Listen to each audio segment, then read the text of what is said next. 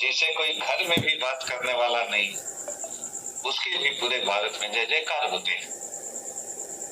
जब पहली मीटिंग में 9 जनवरी 2004 को पटना के आइए माहौल में हम गए थे,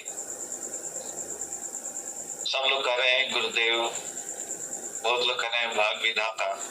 मैं इनको क्या बोलूं समझ में नहीं आता है। शायद मैं उनको दोनों किडनी भी दे दूं तो उनका कर्ज वसूल नहीं होगा। गुरुदेव ऋषि छाबड़ा जी का ये शब्द उन्होंने कहा था, और उस दिन हम 1200 रुपए का नौकरी करने वाले कमलेश विश्वविद्यालय थे। हमने गुरुदेव से उस दिन बात कहा था कि सर हम कामयाब हो सकते हैं क्या? तो गुरुदेव ने कहा क्यों?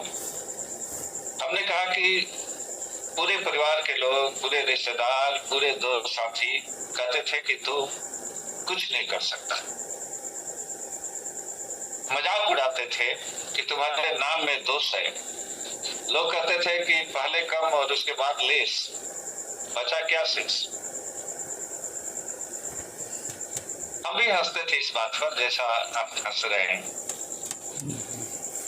लेकिन गुरुदेव ने कहा कि पहले कम बाद में लेस, बचा क्या शेष, इसको बदलो। तुम्हारा नाम है कमलेश, इसीलिए एक दिन बनोगे विशेष। यह बात सुनकर खुद हंसी आ रही थी कि मेरे जैसा दूसरी क्लास फेल आदमी विशेष बन सकता है क्या? तब गुरुदेव ने कहा था कि यही तो असीम है। उन्होंने कहा फिल्म देखते हो? हमने कहा कि जी। और गुरुदेव ने कहा था कि किसी फिल्म में तुमने देखा होगा कि हीरो को कबाड़ खाना में किसी कबाड़ी घर में एक बोतल मिलता है, और वो बोतल खोलता है ढक्कन, तो उसमें से जीन निकलता है और बोलता है बोल मेरे आका क्या चाहिए। हमने कहा जी देखा है। उन्होंने कहा कि आरसीएम भी एक जीन है, लेकिन आरसीएम यह नहीं पूछता है कि बोल मेरे आका क्या चाहिए। आरसीएम कहता है सोच मेरे आका क्या चाहिए। उन्होंने कहा था कि आरसीएम कहता है सोच मेरे आका क्या चाहिए, और गुरुदेव ने कहा था कि तुमको चाहिए क्या? हमने कहा सर चाहने से हो जाएगा क्या? हमने कहा, उन्होंने कहा हो जाएगा। क्या चाहिए तुमको जीवन में, बोलो, लिखो। हमने कहा लिखने नहीं आता। जो हमको ले गया था उससे गुरुदेव ने लिखवाया था।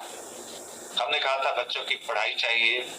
गुरुदेव ने कहा था किस स्कूल में? हमने कहा डीपीएस, क्योंकि उस समय एक बच्चे का 10,000 रुपये महीने फीस था 2004, और 4 बच्चे मेरे थे। किसी स्कूल में पढ़ते नहीं थे क्योंकि 1200 रुपए का नौकरी करते थे कपड़े की दुकान पर।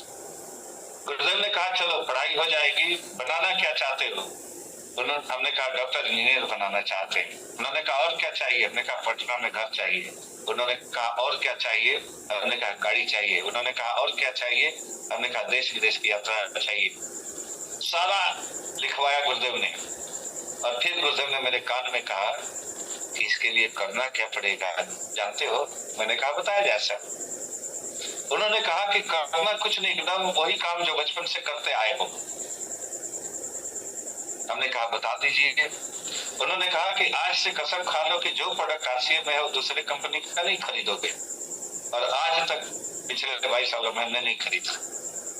उन्होंने कहा कि जिस प्रोडक्ट को यूज करोगे तो उसमें से कुछ प्रोडक्ट जरूर ऐसा होगा जो अच्छा लगेगा।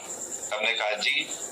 उन्होंने कहा कि जो प्रोडक्ट अच्छा लगे उसकी जानकारी लो कि क्यों अच्छा है, और उसकी जानकारी 2 लोगों को डेली दो। और एक गुरुदेव की बात थी, उन्होंने कहा था प्रतिदिन 2 लोगों को बताओगे, समझाओगे, महीने में होगा 60, उसमें से समझ ही जाएंगे 2 4 8। और फिर गुरुदेव ने कहा कि मीटिंग में आओ, जो भी तुम्हारे शहर में मीटिंग हो उसमें आओ और कुछ लोगों को लाओ। इतना हमने किया। और फिर गुरुदेव ने कहा कि विशेष बनना है। हमने कहा कि जी। तब गुरुदेव ने एक कान में मंत्र दिया। पता नहीं पूरे हिंदुस्तान में होता है कि नहीं, लेकिन बिहार में होता है। एक शब्द है गुरुमुख, मतलब गुरु से दीक्षा लेना, गुरु के मुख से। और उस दिन मेरे कान में गुरुदेव ऋषि छाबड़ा जी ने एक बात कही थी कि तुम कौन हो पता है? हमने कहा नहीं सर। उन्होंने कहा कि तुम हनुमान हो, इस पृथ्वी पर जो भी व्यक्ति है वो हनुमान है। तुम कुछ भी कर सकते हो, तुम आरसी में रोल्टी बन सकते हो, टेक्निकल बन सकते हो, डायमंड बन सकते हो, कुछ भी बन सकते हो। और हम हंस रहे थे कि ऐसा हो सकता है क्या। तब गुरुदेव ने कहा कि ऐसा हो सकता है, लेकिन एक बात अगर मान लोगे तो। उन्होंने कहा कि तुम्हारे अपलाइन कौन है, और उस समय बात होती थी आदरणीय जेके जैन सर से। हमने कहा कि सर जेके जैन सर, उन्होंने कहा कि वो जेके जैन नहीं है, तुम्हारी गलतफहमी है। जिस दिन तुम उनको जेके जैन मानते रहोगे तुम्हारा कुछ नहीं होगा। तुम हनुमान हो और वो जामंत है, और जिस दिन जामंत की बात हनुमान मान लेगा हूबहू, उस दिन हनुमान लंका जला देगा। तुम उनकी बात 1000 दिन मानकर देख लो और देखो क्या हो सकता है। हमने कहा क्या हो सकता है। उन्होंने कहा यार कितना पैसा चाहिए, 1000 दिन मान लोगे जामंत मानकर अपने गुरुदेव को, तो पटना रहोगे तभी पैसा आएगा, पटियाला रहोगे तभी पैसा आएगा, मुंबई रहोगे तभी पैसा आएगा, दुबई रहोगे तभी पैसा आएगा, इस दुनिया में नहीं रहोगे तभी पैसा आएगा। अभी रूबी झा बोल रही थी, उसका चेहरा देखते हैं तो आंखों में आंसू आ जाता है। शादी से पहले कभी देखे नहीं थे उसके हस्बैंड संजय झा जी पढ़ाई करते हुए हमको मिले थे पटना में, और एक तरह से जबरदस्ती हमने उनको आरसी में जोड़ दिया, यही बात बताकर कि संजय जी जीवन का भरोसा नहीं। अब भरी जवानी में 35 साल की उम्र में संजय जी छोड़कर चले गए दुनिया। लेकिन जिस दिन संजय जी गए, उस महीने की संजय झा की इनकम थी 60,000 रुपये। आज संजय जी नहीं है, 2 साल हो गए। संजय जी की पत्नी रूबी झा का इनकम 2 लाख, 2.5 लाख, 3 लाख आपने सुना। इसी सोच के पर हमने भी किया था। 1000 दिन आरसीएम हमने किया मन से। कब खाना था, कब पीना था, कब सोना था पता नहीं था उस समय, कैसा जुनून था। आरसीएम ने वो सब कुछ दिया जिसका सपना था। बच्चे डीपीएस में पढ़े, बच्चे डॉक्टर इंजीनियर बने, पटना में घर हुआ, गाड़ी हुआ, देश विदेश की यात्रा हुई। अभी तक 36 देश की यात्रा हमने कर ली, 4 पासपोर्ट भर चुके हैं, 5वां जारी है। 4 बच्चे जिन बच्चों के चलते घर से निकाल दिया गया था, आज बेटा अमेरिका में है, एक बेटी जर्मनी में है, एक सिंगापुर में, एक दिल्ली में है। ये जादू नहीं तो क्या है। गुरुदेव ऋषि छबड़ा जी की बात याद आती है, आरसीएम जहाँ सपने साकार होते हैं, जिसे कोई घर में भी बात करने वाला नहीं, उसके भी पूरे भारत में जय जयकार होते हैं। जिसने कभी साइकिल के बारे में नहीं सोचा, उसके घर भी कार होते हैं।